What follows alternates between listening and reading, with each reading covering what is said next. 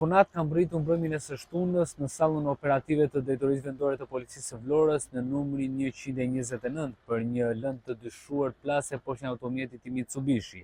Sipas informacioneve nga ana e Drejtorisë Vendore të Policisë së Vlorës, ka qenë vetë pronari i automjetit ai që ka lajmëruar sallën operative pasi ka konstatuar poshtë automjetit të tij diçka të dyshimt. Është vendosur perimetri i sigurisë në të dyja krahet e bllokut të pallatit, ndërkohë që perimetri i sigurisë do të qëndrojë deri në ardhjën e forcës inxhiniere për të vlerësuar situatën nëse ka të bëjë me një lëndë plase apo është diçka e dyshimt.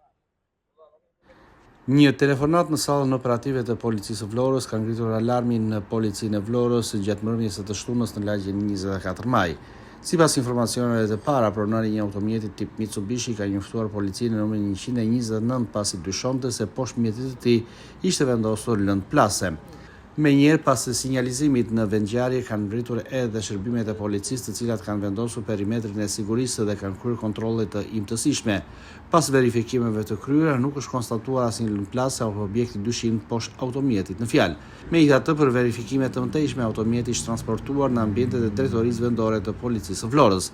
Sipas dëshmisë së dhënë në polici nga pronari i mjetit, ai ka deklaruar se rreth 5 vite më parë ka patur një konflikt me disa shtetas italian dhe se gjatë ditës së shtunë ishte ndjerë i friksuar duke dyshuar se mund të ishte ndjekur. Policia po verifikon të gjitha deklarimet e shtetasit në fjalë ndërsa vijojnë hetimet për sqarimin e plotë të rrethanave të ngjarjes.